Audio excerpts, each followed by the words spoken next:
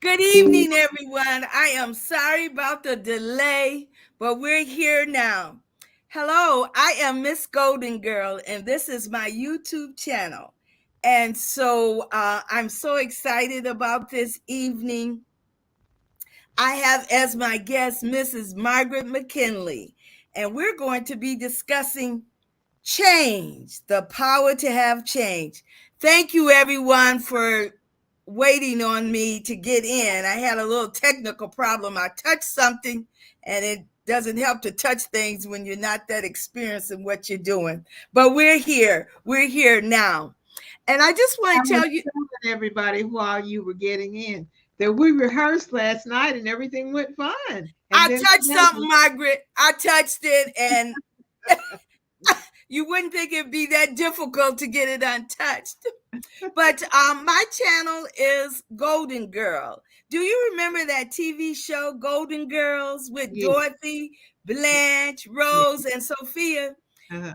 I always dreamed of being able to sit around the table with friends and dialogue about all the different subjects as I age. So I created a YouTube channel at age 70. Yes, age 70. I am a golden girl, and I got four niches on my channel. One is traveling. Traveling is my passion. I love to travel. My second niche is aging, embracing the golden years and beyond. And that's where I thought of the Golden Girl as the name of my YouTube channel. My third niche is healthy living.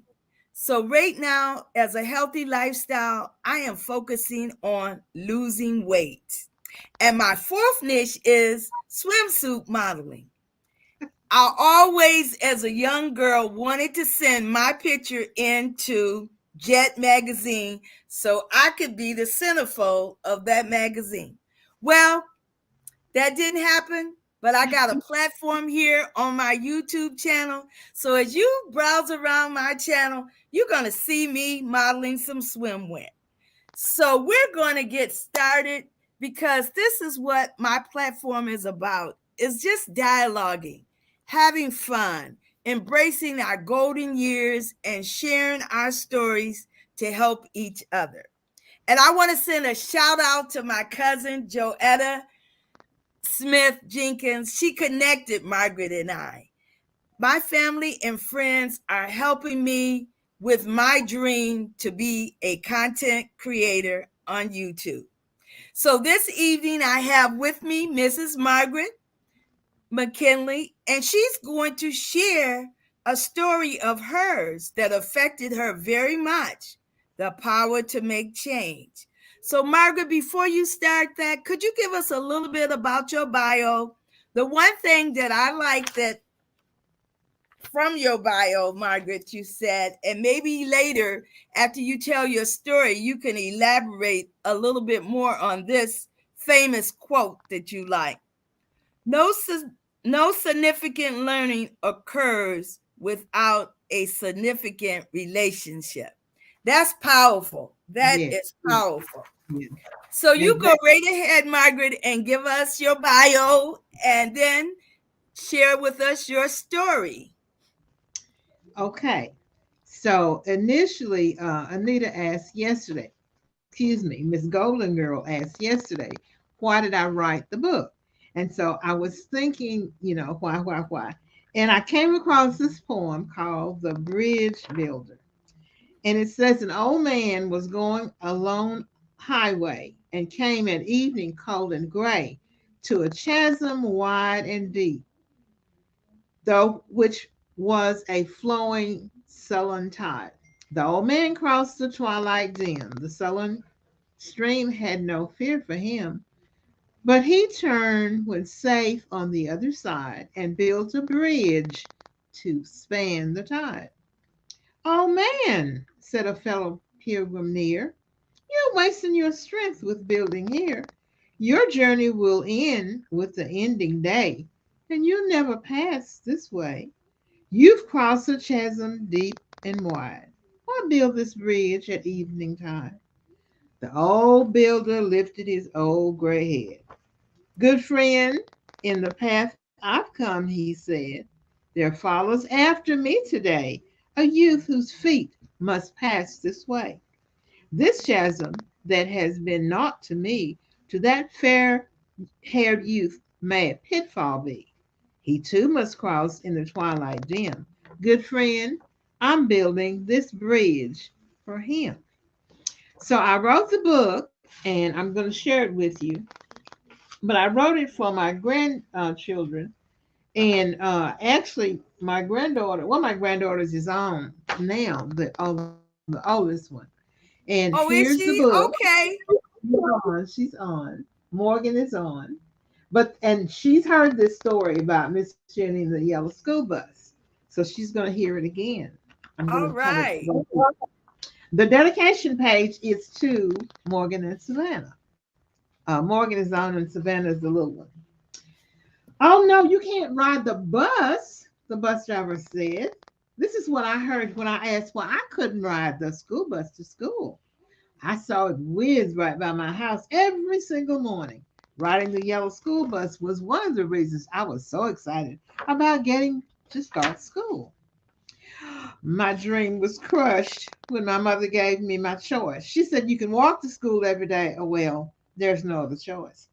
But now you must understand this is the way things were in the 50s when I started school. So the whole book is about the power of change. So that's the way it was.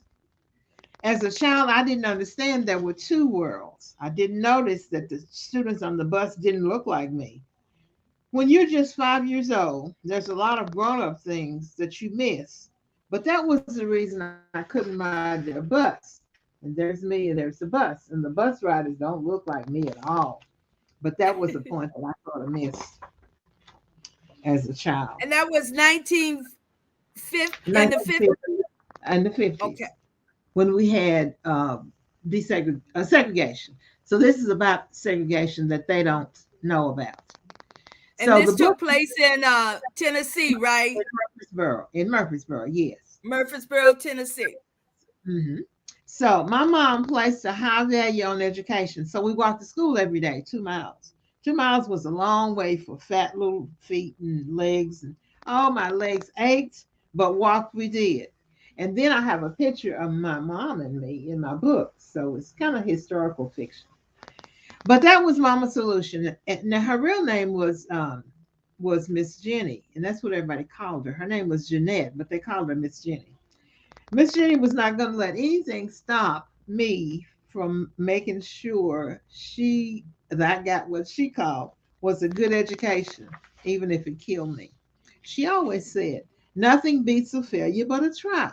Nothing beats a failure but a try."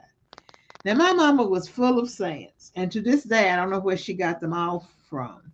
Her favorite one was never give up because things will change. And that relates to the power of change. If you just Yeah, hang, although you might not agree or let's say even understand Miss Jenny saying, you sure didn't let her know that.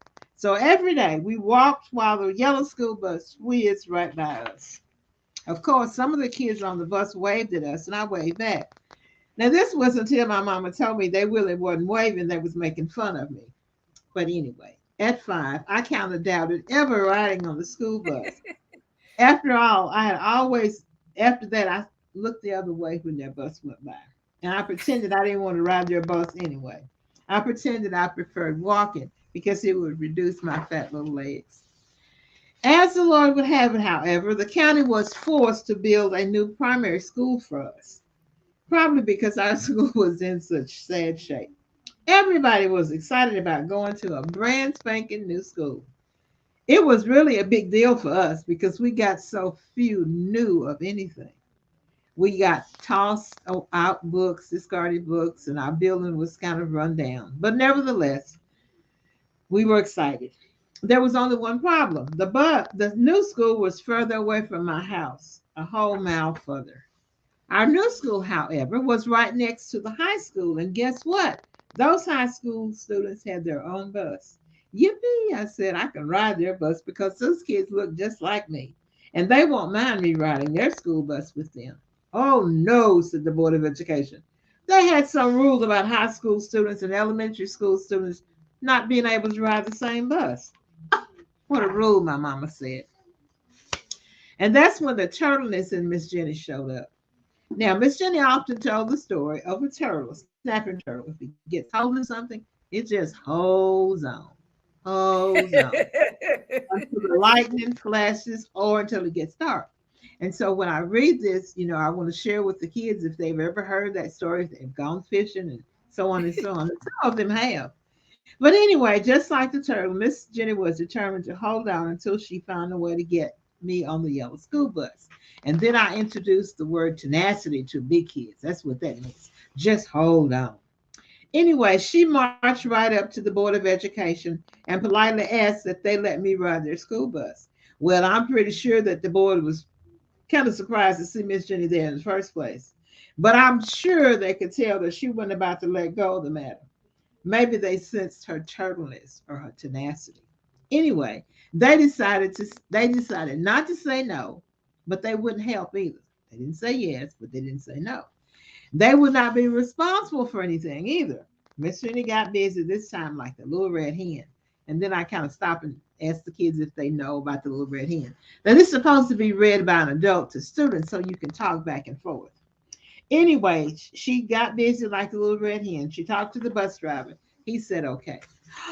I was finally going to get to ride on the yellow school bus. I was so excited. To this day, I can remember the joy of stepping up on that bus, up those high steps, and being scared to death, too, because I knew where I was going to sit. Then the bus driver smiled down at me and he said, come on, sit right here beside me. And I smiled back at him and sat right in the seat behind the driver. And I sat there the whole time I was going to elementary school. I felt so special. From that moment on, we became lifelong friends because I rode that bus from the second grade to high school graduation. I Oh, had never wow. ever been able to sit so high and look down so far. It was great to be finally riding on the yellow school bus. And that's the end of that story. But then we talk about how it's important to be tenacious, to be a worker. Um, we ask the adult readers when they're going to kind of slow down a little bit and let the kids interject questions or things that they want to talk about. The pictures in the book are positive kind of pictures, no negative pictures at all. Uh, because I kind of want to have them discover what it felt like to be segregated. Because nowadays, people don't talk about that and they don't know it. But I found a quote that said, if you don't learn from your mistakes, you're bound to repeat them.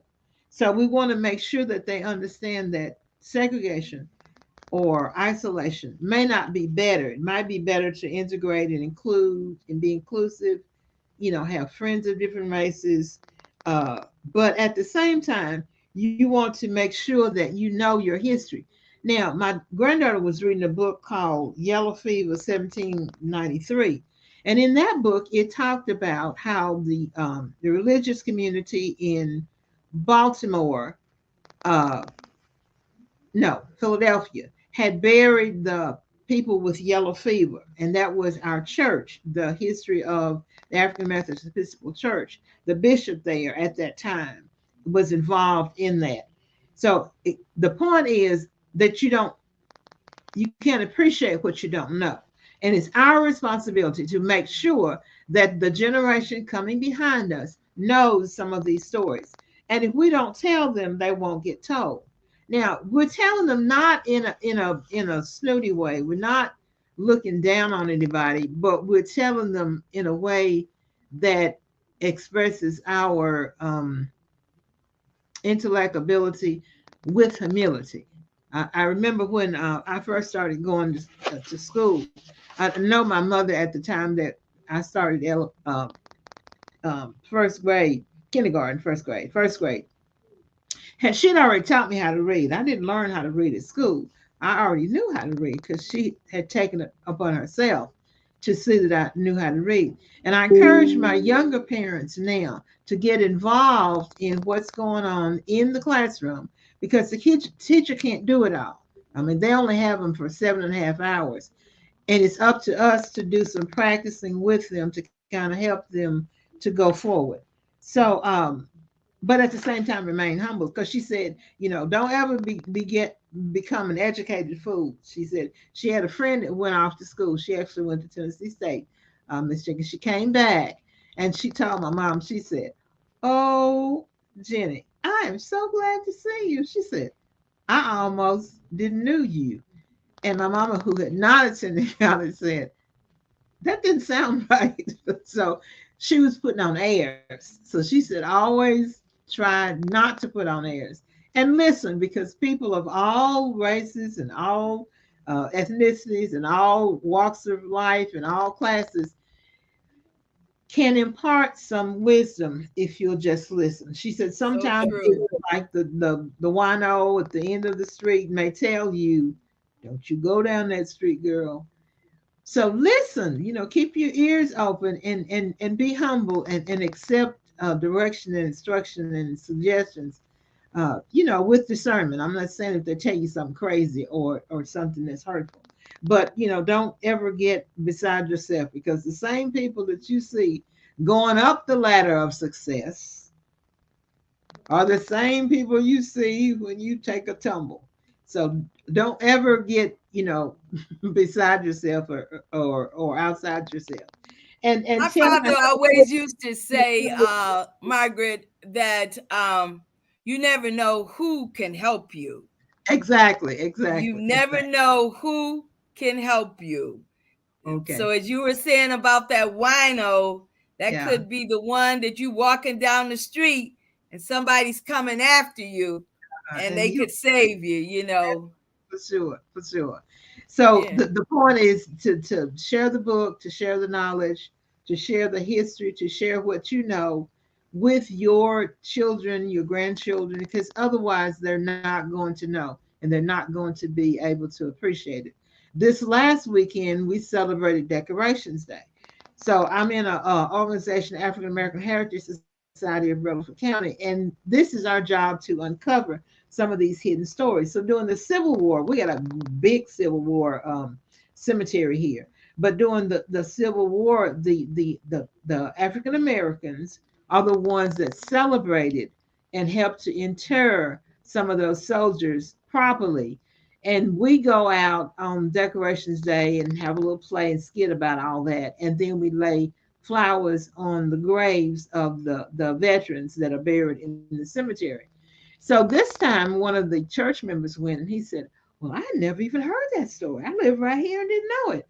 So it's imperative that we share the knowledge that we have. It's just there's just no way around it, because if we don't tell it, it won't get told.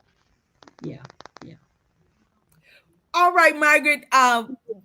Can you, because Margaret went on from, her mother being so persistent to get her on that yellow school bus, that she went on to be an educator herself. I was trying to count up the years, Margaret. What I know you said that you're continuing now part-time teaching. So how many years have you been teaching? Well, I retired from Murfreesboro City Schools with 32 years, but I actually graduated in 1969. I started teaching there. I didn't teach straight through. I did had some other jobs. I was a job coordinator, counselor. I was a recreation director, and then I went back into teaching. So, say 40 years or so for sure. Yeah. Wow, isn't that awesome? And It's she's still, it's really funny because when I went to school, MTSU had just 2, 3 years before that. what does that stand for, Margaret? Because all of we're talking to people that's all over that.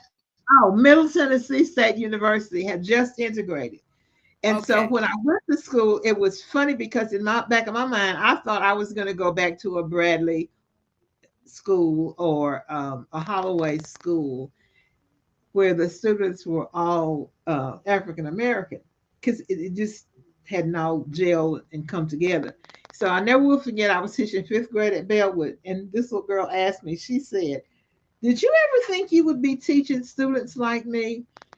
And I had to stop and think, because at the time I entered the profession, I didn't. Because at the time I entered, we were just beginning to merge the schools. So my thought was I would What be year was that, Margaret? What year was that? that was well, that would have been 1970, 69 or 70. But see, we had integrated. We actually But integrated when you graduated college. right. Schools were integrated. So I Okay. had African American students and white students. But her thinking was, when I started teaching, what did I think I would what would my classroom look like? Or what What would my year did you start teaching? That's what I'm trying to get at. What year was it when you started teaching? 1969. 1969? 1969. So now Okay. remember, Brown versus Board of Education was 1954, but it wasn't an overnight process. It was a gradual integration. So just because the Supreme Court ruled that separate was not equal didn't mean that all the schools were integrated the next day or even the next school year. So it took some time. It's my point. Yeah. Okay. Okay. So then you started teaching in 1969, and then at that time you went into teaching at a predominantly black school, was it? No, it was an integrated school.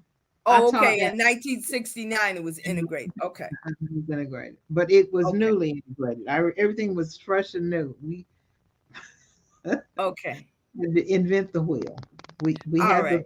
the hub, but we had to invent the wheel. Okay. So my question to you before we open the dialogue to the others about the power to change, we you shared with us what your mother did, Miss Jenny, and she didn't like something, and she took the power in her hands to make the change.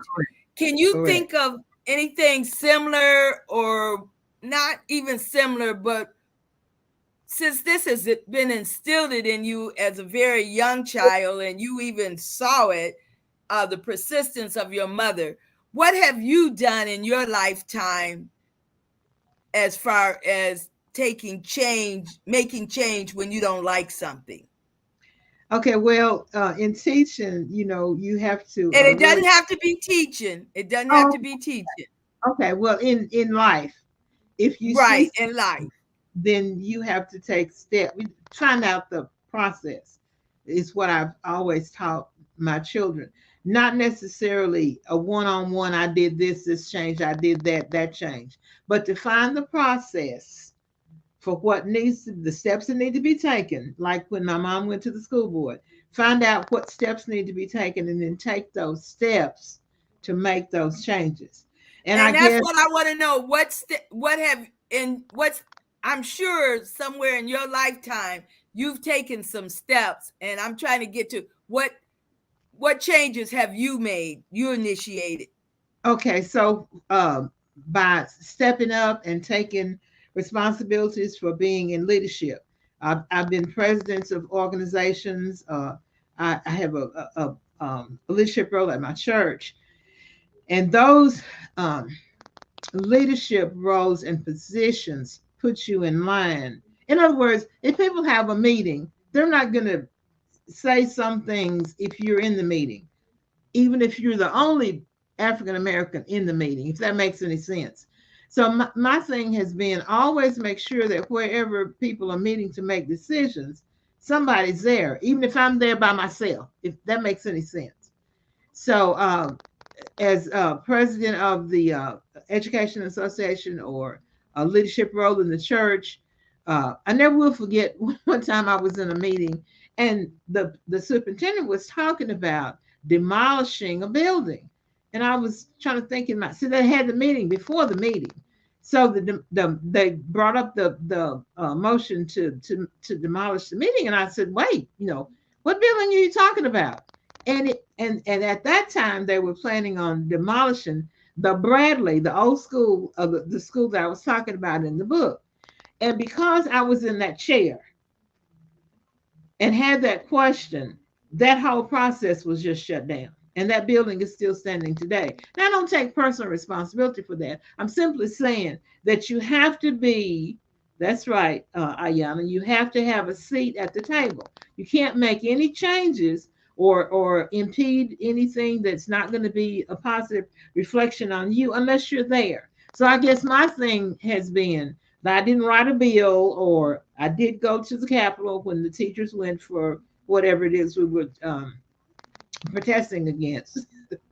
Because Tennessee can't strike, but you can protest. You can be verbal about things that are not fair. So that's been my thing, to make sure I was always in position At the to table. try to make a change. Exactly. Okay. And that was my daughter-in-law that made that comment, having that seat at the table. Yeah, yeah. Well, I'd like to share, and then I'd like anyone out in the chat to share also.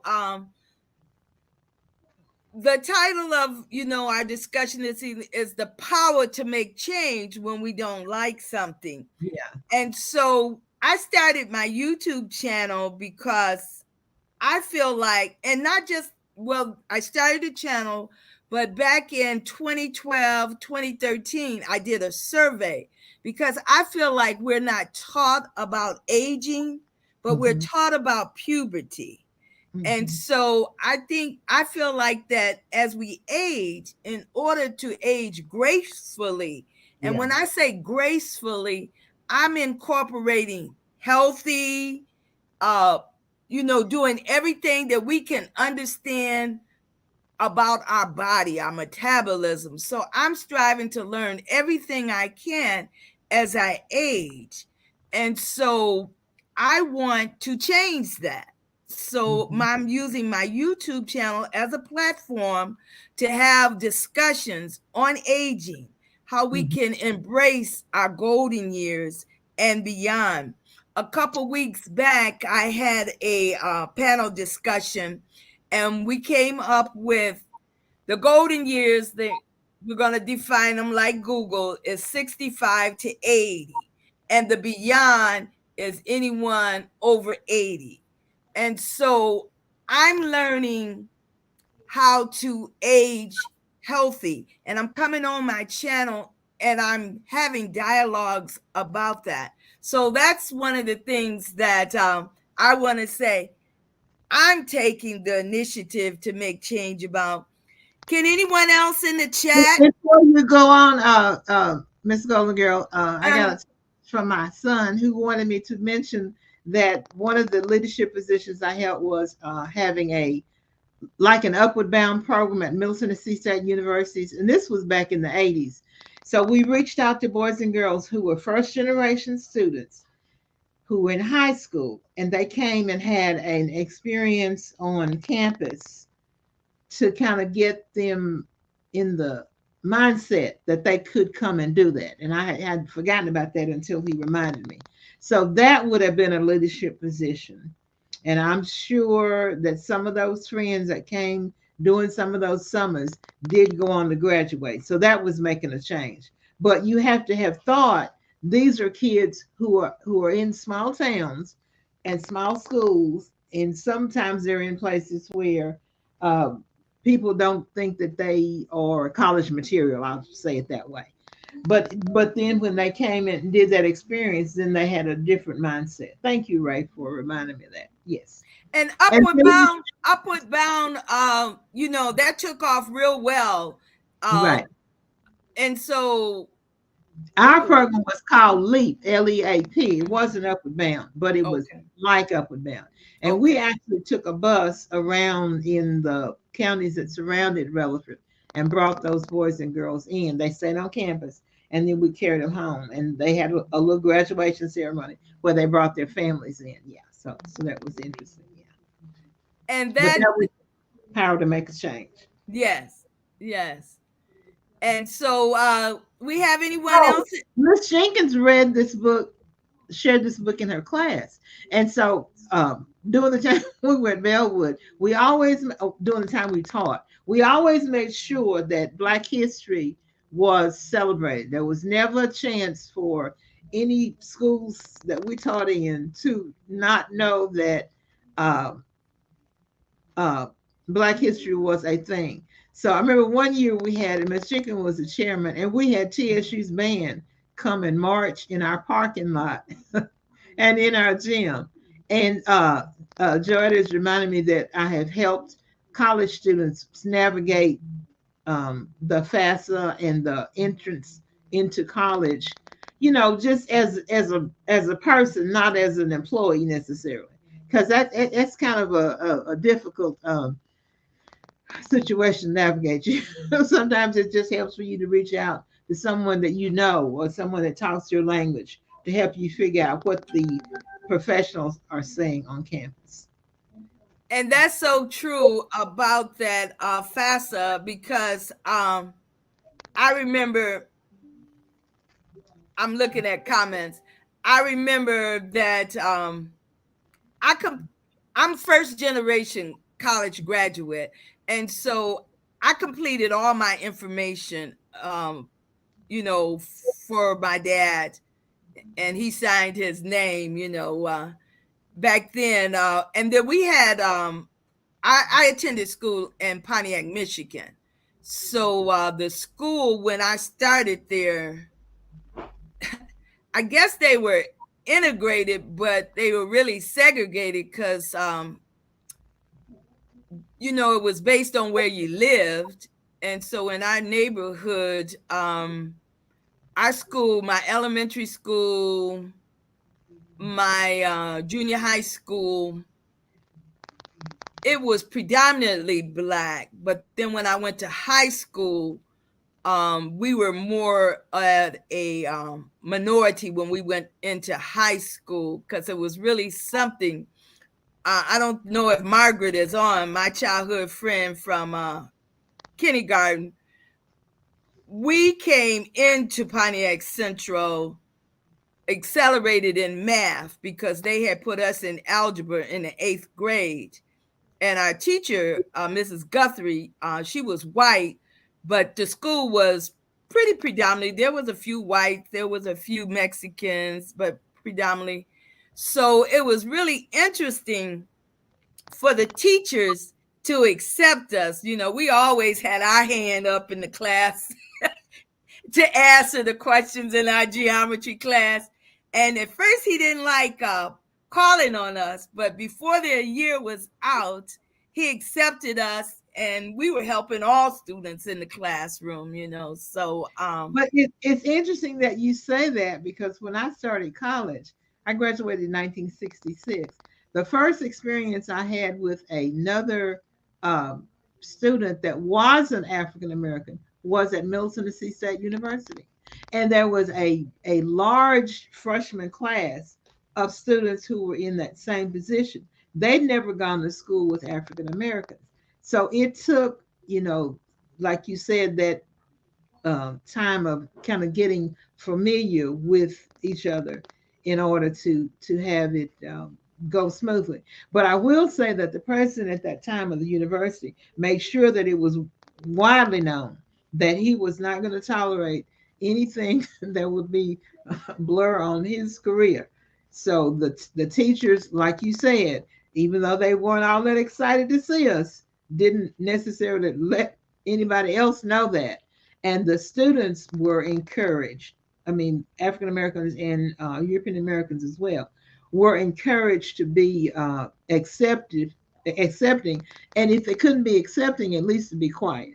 So we were able to kind of navigate through that, like you said. Yeah, yeah. and see, we went on and we, I guess I would say we were trendsetters because we became very active, you know, in the student council and Yes, everything. yes, yes, yes. So it was them understanding that, you know, the world is made up of all kinds of people. But one thing I'm so thankful, we had a very supportive counselor. Our counselor was white, but she made sure, you know, we were on the college prep uh, Track. curriculum. And so she made sure, you know, that we had everything we needed to make our applications for college and everything. I mean, Yes. she helped us tremendously. And I was just out there applying for all colleges. I told Joetta, and I told you too, Margaret, I Yes. was due to be at Tennessee State on September the 17th, 1970. And I was due to be at Michigan State University on September the 17th. But Michigan State ended up giving me more money. And so I decided to go to Michigan State. And so I wanted to be a math teacher, but I switched and went into accounting. And so that's been a good field for me. Yeah. So I don't regret having gone into teaching. I think people who teach or kind of have a calling, like people who preach have a calling, maybe not from God, but still have a calling on your life that you want to make a difference and to make a change in the lives of boys and girls. Because I think, having been a first generation college student as well, that's what you were saying, you kind of have an empathy for those students who are struggling. So, yeah. and then hi Marlene, thank you for joining us. Yes, Margaret, and the one thing that I think I have the gift of teaching, because one thing you mentioned, that parents have to help their students. They Yeah. just can't Yes. uh, rely strictly Um, on the education system. Now, when I was going to school, you could, but it's because different. you knew your teachers and your teachers knew you and your family, but Yeah, that's not the case anymore. And so you correctly. have to And, help and then, it was the 3 R's, arithmetic, writing, and reading. reading. And that's what you focused on. And Correct. so the teachers made sure that you got what you needed. I'll tell this story about my my mother figure. She became my mother's substitute, but she was my brother's first grade teacher at Whittier, Mrs. Delilah Ann Matthew Robinson. And so my brother was very quiet. He was very quiet, but he knew his work, but he wouldn't talk in school. And so there was another teacher there that had an issue with him, issue with my father. And so she wanted to have my brother put in special ed, because my parents had gotten a divorce, and they were, we were in a home just living with my dad. I wasn't even up there yet. I was still in Tennessee with my grandmother. And so she sent a note home to my dad by my brother, and he didn't give it to him. She sent another note home, and because she had observed him outside at recess, and he was having a good time at recess, but he was taught by my grandmother, and he learned it very well. You are to be seen and not heard. So my grandmother instilled that into him real well. And so she sent a note home to my brother on this Friday, and she said, I better see your dad before Monday, or I'm going to paddle you. And you had that right to do that at that time. And my father went to Detroit to see her. He went because my brother got on it then, and she took the initiative to counteract what this one teacher wanted to do, wanted to have my brother, put in special ed because he didn't talk in the classroom. It wasn't that he didn't do the work, he didn't talk in the classroom. And so then she became, when I came to stay with my dad, then she became a mother substitute, a mother stand-in for me. And I will always be grateful to her. And I wanted to be a teacher because of her. But when they had said at the end of my freshman year that it would be difficult to get teaching jobs, this would have been 1971, unless you had a PhD. And I didn't have a desire for a PhD. I would definitely get a master's because you needed so many hours to become certified as a teacher. So I switched to accounting, but Mhm. I taught my children at home as long as I could, and then when they didn't want to learn from me any longer, I utilized a private tutor. I utilized the Sylvan Learning Center because I wanted them in the Lansing School District, and so I wanted to complement their education. And so, but But yes, you put your finger right on the pulse. Parents now are more laid back. They just assume that if they don't get that note or something that's earth shaking, that everything's going okay. But the parents, and you have to encourage them, need to take the pulse of what's going on in the classroom with their children more than just waiting for the report cards or to come out. So you have to make the teacher not necessarily your friend, but you have to have them understand that you're an advocate for your child. And I think that's a way to make a change. You got to advocate like your dad did for your brother. Our parents now don't want to rock the boat, and sometimes the boat does need to be rocked. and see, one thing I did, I used to always, every semester go up to the school and sit in my kids' classroom, as that presence to be known, because they don't have PTA like they used to when I was growing Right, up. right. The PTA, my dad he worked, but he was always at PTA. Yeah. He When knew. they do have PTA, it's just informal. It's the meeting before the meeting Okay. after school, the play dates that are set. They still have that network. They just don't. It's just not as open as it used to be. So the parents got to get involved with other parents who have students in that classroom as well. Yeah. So And yeah, now, what would you say to parents now, Margaret? You're sort of alluding to it, but I want to just make it clear because this is still real important. Um, I think Marlene has put it in chat better than I could say it. She says parents have a job teaching their kids too. And okay. when it's not to be left to the teacher, but it is up to the parents to get involved.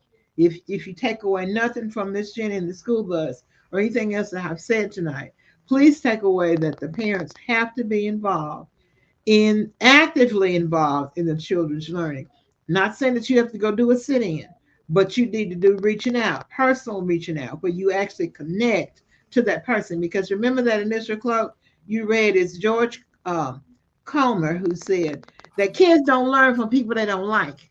And you want to make sure that your teacher has a likable attitude towards your child. If it's something that you can do to help that situation move right along, showing appreciation, Teacher Appreciation Day, sending a gift card for a Starbucks, anything where they understand that you are a person and you have your child's best interest at heart. Whatever you need to do, you are willing to do that. They just need to let you know. So they need to go up there to that school, if I hear you correctly. Absolutely. It cannot be done via email or phone. You have to go up there to that school and interact with. That's how you make friends. You interact with them. You can't have a friend you never talk to or never see in person. Not a good one. Yeah, you have to go up to that school and interact with that teacher and that staff. Okay, now we're gonna repeat that. Um, Margaret is in the educational system. I strongly believed in that, and I did that with my children. Um, my granddaughter that's 5 now, I've been here in Michigan babysitting her since she was about 3 months old. I only came for 6 months. I'm still here. So, but she's in preschool now, and so I'm talking to her parents that and preschool's going good for her. They allowed me to sponsor her in Montessori. I wanted to do that for her. um to give her just a little bit more time, because she's a pandemic child. So pandemic children, Exactly. you Exactly. thought she was liking the social skills, because Right. don't Yeah. don't get close to anybody, don't talk to anybody, we Right. didn't interact with anybody. Right. And that's And a whole different paradigm, but it's a real thing. it Yeah. is very real, because we saw the issue.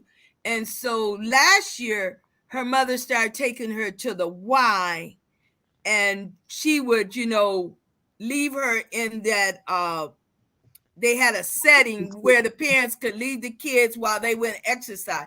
So Mhm. that helped to give her some detachment from family. Yes. And then this year, um, with her going to preschool, oh, she's just totally different. I was so happy. I took her last Thursday for her vision and hearing test for kindergarten. And so they took the kids in without the parents. Oh She yeah. walked right on in there, Good no job. problem whatsoever. Yeah. But a year ago, It that wouldn't wouldn't have, happen. Yeah. no.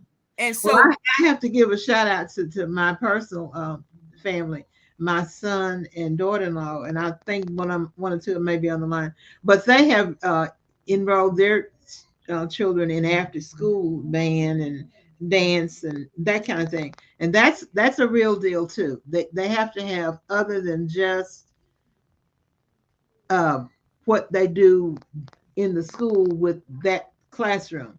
Church is a an outlet for them to make friends and connections. Dance classes and music classes and swimming classes, they do all those kind of things.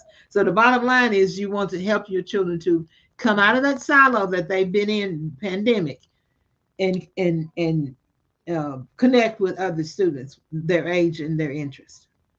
Joetta wanted me to share, and I touched on it a little bit. I actually live in Georgia, but I'm here in Michigan, house sitting and babysitting. So, I go back and forth. But my granddaughter will go to kindergarten in September. And so I've alerted her parents that I will have fulfilled my commitment.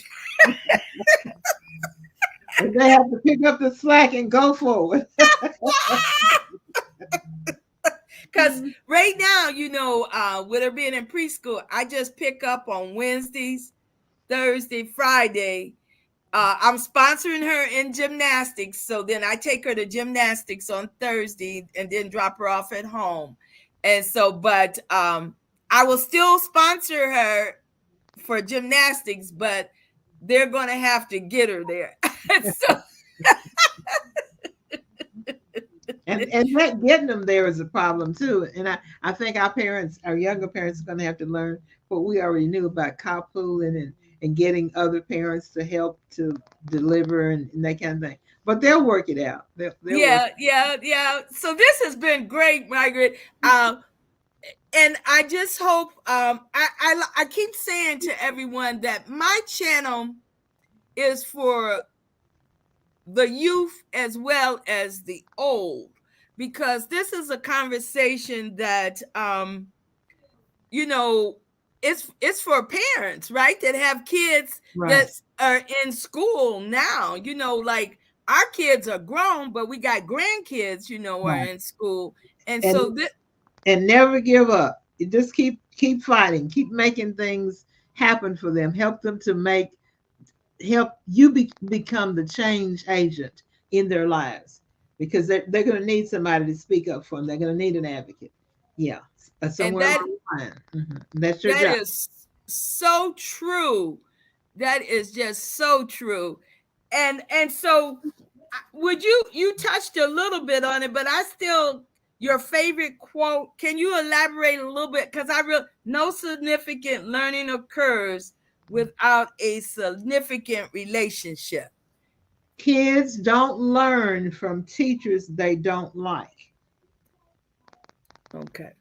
That's what he meant, Comer. And his whole teaching philosophy, which I embrace, is that you need to make a connection with students, especially the ones that you're having trouble with, because that's the reason you're having trouble with them. you've not connected with them. Once you connect with them, once they know you like them, they'll do whatever, just like when you have a friend and you like her, you'll do whatever she asks you to do, he asks you to do.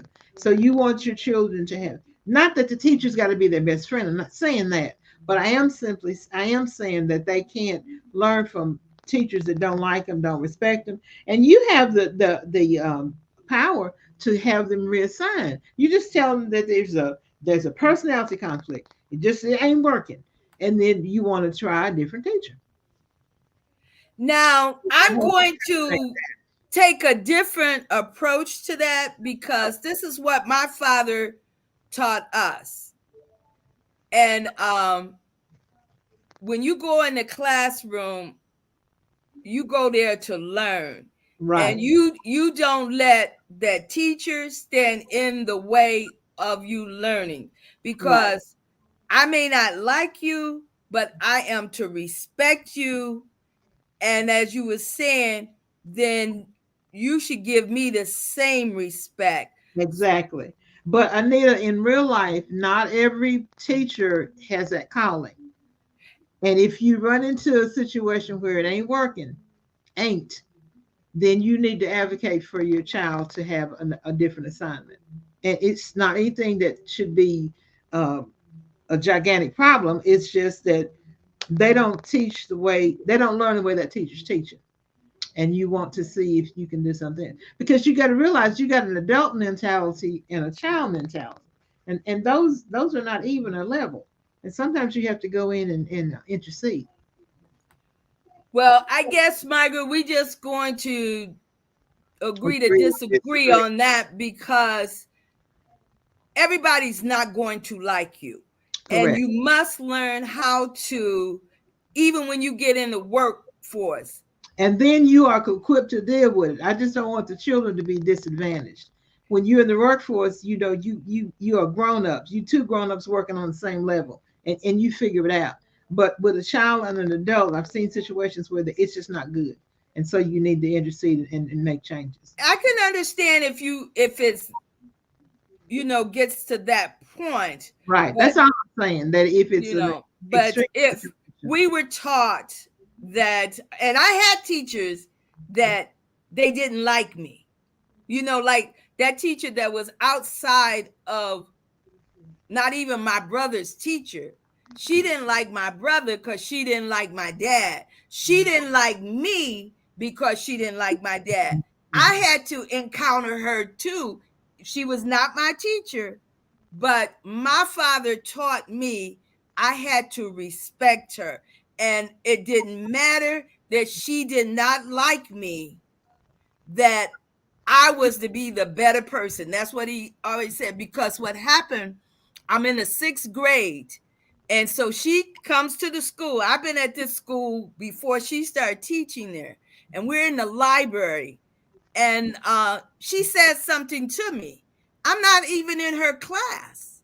So, I already knew what I was supposed to do in the library. So, of course, I'm the kind of kid, if I felt like I was right, I didn't back down. Oh, and yeah. So, you Joetta's cousin. And so I'm going word for word with her, because I was doing what my teacher had instructed me I could do in the library. And so I got sent to the office, and I wanted to be captain of the service squad. So this was our 5th grade. And so I needed no marks on my record. Oh, and I was mad. I went home. I was mad. And my father would not allow me to be mad. He told me the approach. And so I went to Miss Bailey, who was going to make the decision. She's the 6th grade teacher. And I told her what happened. And see, she was already friends with my mother figure. So she already knew the dynamics between this teacher and my father. But my father would not let me be angry with her. So her daughter and her was in a serious car accident. And my dad, when she came back to school, and my dad said, you must go to her and ask her how her daughter is doing. And you must reach out to her and offered to go visit her daughter. But there's that significant connection. That's the whole point of that quote. You have to, and see, I hear you saying that the adults around you were, hovering and so forth and so on. Exactly, exactly. You have to make those connections. You have to make those connections. And so when I did that to her, after all these years, she was trying to hurt my brother and me because of her dislike for my father, that she changed. Exactly. She Significant changed. relationships. She And changed. you do what you need to do, and so will she. Got to But make my significant connections. How but you do it. But I had some teachers that, hey, I didn't like, and they didn't like me. But I had to stay in that classroom, and and my father taught me, one, I just had to keep my mouth closed, because I was in the 7th grade. She would bait me. She would bait me. Oh, how awful. She knew that, hey, she get me going and I wouldn't know when to shut up. And she gave me an A3. She gave me an A3. A 3 in citizenship is bad. I wanted, I could take a 2, but she gave me an A3. But my dad talked to me though and said, don't let her bait you. Don't let her bait you. You just close your mouth and just know when you gotta stop, even But though he knew what was going on. He knew the dynamics. He was helping you to navigate through it and he a was. relationship, because he had already done that. So, And that's what I'm saying. right. I think more parents have to talk to their children, not go attacking the teacher. Yes. Because and these students nowadays, they because you can't say too much to them, Right. and they understand that. But because I was subbing after I had taken an early retirement, I shared with you, I thought maybe I wanted to go and get for a second career teaching, but after 1 year of subbing, no. No. But I had gotten into an incident. Now, this student didn't hardly come to school. And so when she came to school, I'm the substitute teacher. She wants to dictate when I should end the lesson. And then, so I would send her out. No, you go to the office. So she goes home and her mother wants to meet with me. Well, why you want to meet with me? Your student don't even come to school half the time. And when she does, she wants to disrupt the classroom. I'm not going to tolerate it. I'll just send her to the office and they can handle it. I didn't even go back that day because I said, why should I meet with that mother? Why? I'm just a sub. So I ended that assignment. I wasn't me, because what kind of parent is that? Your child does not have come to school, and I'm sending her out because she's disrupting the classroom because she feels like we should be finished so she can talk.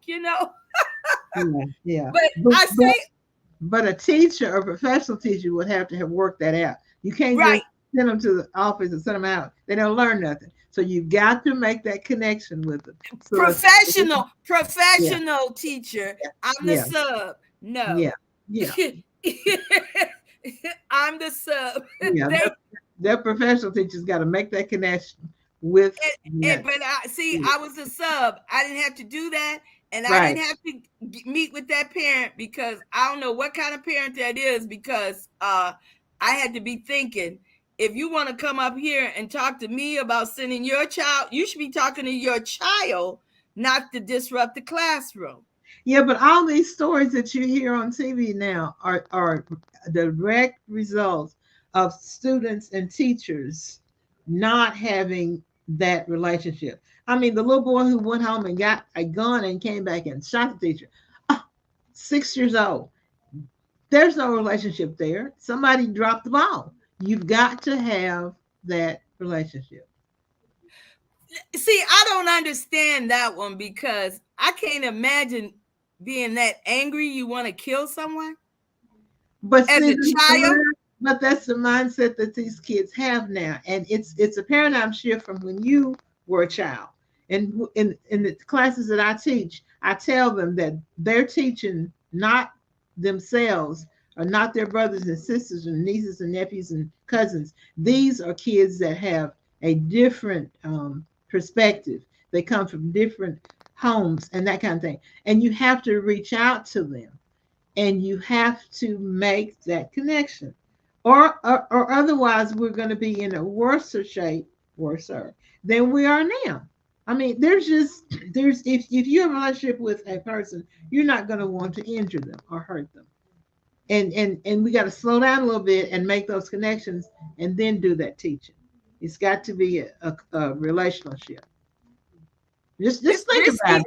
It's risky being a teacher, Margaret. Yes, it is. But you got to know how to play it. I pray, my daily prayers, Monday, I pray for the educational system, the administrators, the teachers, because it's risky. It's risky. And now when you have to go into school, that you can encounter, active shooters and everything. It's just so, but I want to, this has been awesome, Margaret. I have to have you back again. Okay. Because, and more, talking on education, because this is needed. This is needed. And right. I just want to thank everyone. When you listen to the replay, give it a thumbs up. This has been an awesome dialogue today. And this is what I want for my channel, is dialogue like this, that we can help each other. I right. say we can agree to disagree. That's fine. Yeah. We got to talk about it. Exactly. Yeah. I applaud you for starting this. This is really good. Yeah. Girl. and that's why I said, we all got different opinion. You're in there, and that's your opinion, but I'm still going on based on what I was taught as a child, right. And that's what I taught my children. Everybody is not going to like you, right. And that's what even now, I have the conversation with my grandkids. Everybody is not going to like you. That teacher is not going to like you. Now, if, like you said, if it gets to a point where it don't seem like it's becoming too bad, then yes, you ask them to be removed. But I want them to learn, like my father taught me, is that you got to learn now how to deal with difficult people, I guess. And my dad used to always say, you can get further with some sugar than vinegar. Right. And so or bees or flies. Yeah. Because and he used to try to encourage me. You go in there and you say something nice about them. You start striking up a conversation and creating a relationship. Exactly. But I may not like you though. That's okay. And you may not like me, but anyway, I want you to know that if you're interested in this book, you have to email me. It's not on Amazon yet. It's not? Okay, no. Now did you, Margaret, you wanna can you type in the comments? Can you type in how they can get the book? I don't see that feature. You don't see comments? You can't make comments? I don't see that feature. You see the comments? I see some when they come across the screen. But you don't see down at the extreme bottom, post a comment? Mm-mm. Okay, is it okay if I post your email? Oh, yeah, perfect. Okay, so it was McKinley, right? McKinley without the Y. McKinley without the Y. At att.net.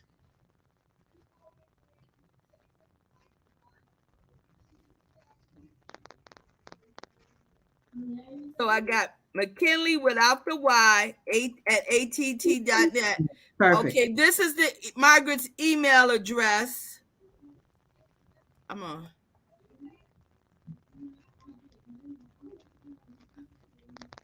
And then, be thinking about the things that has been shared. Kind of went fast tonight, but kind of think about it and reflect on your own experience.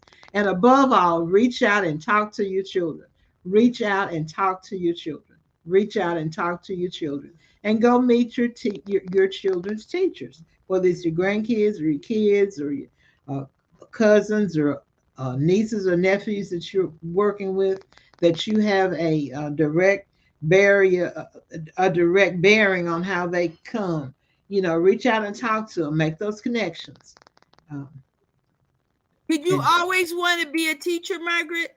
I did. I remember teaching my dolls when I was a little Okay. girl. I'd set them in a chair and teach them a lesson. Yeah. Now take a look. Can you see that? Do I have that right, McKinley? Can you see I that comment? don't see it. I don't see Okay. it.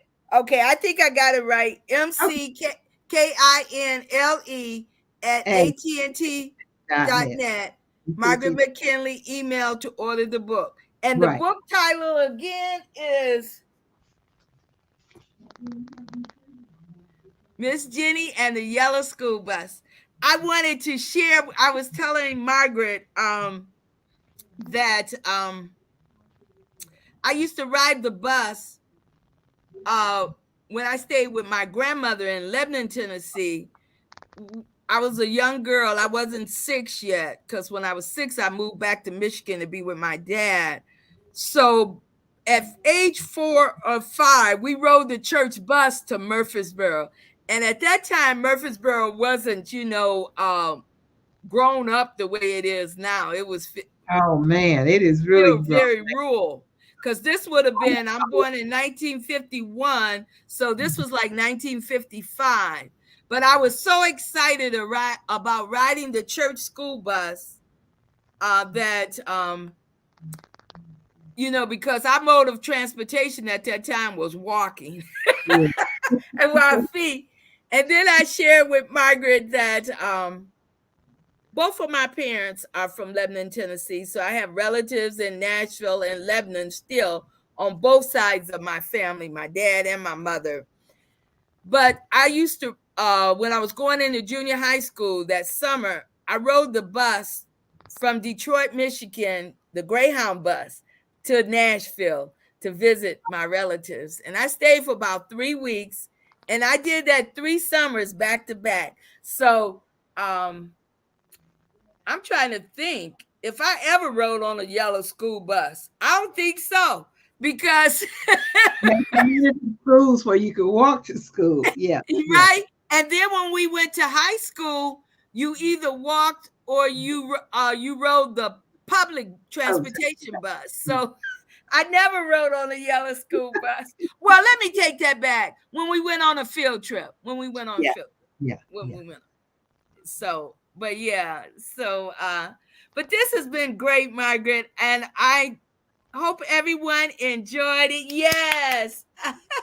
And this is what takes me back to the Golden Girls, Blanche, Rose, Sophia, and Dorothy. They would sit around the table and they would talk and have dialogue. And we can learn so much from each other. So Right. much. Right. And so, Margaret, thank you, Joetta. I tried to get her to come up, but she said she didn't want to.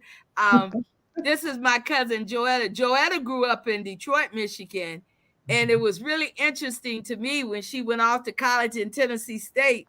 She stayed. She never came back. But you and Joetta have this in common of thinking outside the box of being a visionary. I remember when Joetta was in school, we were teaching, she came up with this idea of doing something similar to this on the internet before it was actually the internet. Oh, really? Way ahead of her own time. Well, then that's why she's so supportive of me, huh? Exactly. Birds of a feather. and I appreciate it. I got other relatives that are helping me with my dream of being a content creator. You're my second author that I had on. And see, I got 3 books that I've done research on. So hopefully one day I'm gonna get them finished written and get Just them get published. started. Just get started. That's the hardest part. Yeah. Just get started. Just devote some time and get started.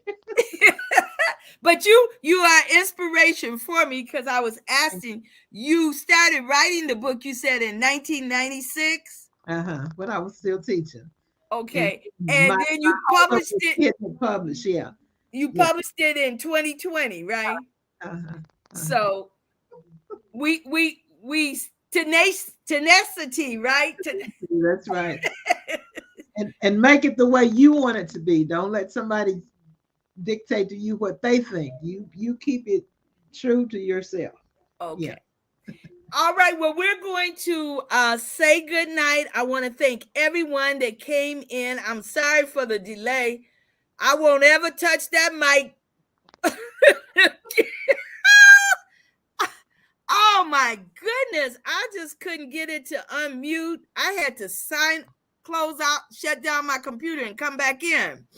And it worked so good last night when we were practicing. But I touched the button. I don't know why. I touched that mute button, and I thought it'd be easy. You mute something, you unmute it. But on YouTube, they said something then that my browser did something when I'm. So, but no, I won't ever touch it again. Now you know. Yes, I'm learning, y'all. I'm learning, and thank you everyone for joining us this evening. And again, come back, visit my channel again and again, because I'm just going to have panel discussions, and we're going to just talk about different topics that's important for us. And Mark, will we get notifications now that we signed on? Oh yeah. Did you push the notification button? I hadn't pushed nothing, but I will. Okay, yeah, there's a bell there. So yeah, Margaret, good thing. Please give it a thumbs up. That's a like, share, subscribe, and press the notification button. And the notification is a bell shape. Then you'll get notified every time about lives. And come back to the channel and post. I go live on Tuesday, Panel Tuesday. So, you weren't able to make it on Tuesday. So, hey, anyone that want to come up, I can work around your schedule. Thank you. This has just been wonderful. Just wonderful. Thank you. Thank you. Thank you. You're more than welcome. And I can't thank Joetta enough that, she saw, I think when I had and I'm gonna try to get a panel a panel of educators, be great. And so maybe Joetta will participate, but there's some other teachers out there. I know they're probably watching, so I asked, won't you come up, and maybe they'll come up for that topic, but yes, just to share the stories and anything that we can do to help parents to understand how to navigate the educational system now. Exactly, because it's different from the time you were there. Yes. As a student. Yeah. And I've been involved, even with I've got a granddaughter that's 20 now. So, I was pretty involved with her. But her mother, taught her a certain way. But yeah, they were a different dynamic too. They had a little group, and it was a teacher that they felt was wrong, and they challenged it, and they got it changed. They got it changed. They got it changed. So, all right then. I always have to say 3 goodbyes before it's for real. Because I enjoy talking. Good night, everyone. And remember, I'll be back on Panel Tuesdays at 7 p.m. Eastern Daylight Time. I come on whether it's me, a panel of 1, or if I got more. And then I come in on Saturday morning quickly to share my weigh-in. I'm on this weight loss journey. And so I'm sharing that. That's just brief. thank you again, Margaret McKinley. It's been awesome, awesome. And you stay true to your profession, you know, and I can see your mother instilled it in you about the education system, and you took it and you ran with it, and you're still involved. I like you said, your hobbies are teaching, reading, teaching, and mentoring. Yes, yes, for So, sure. all right. Thank you again. And thank you, everyone. Good night. For real this Thank you. time. Bye. Thank you. Bye-bye. And Margaret, you just leave the studio. You just down at the bottom. You Okay, gotcha, gotcha.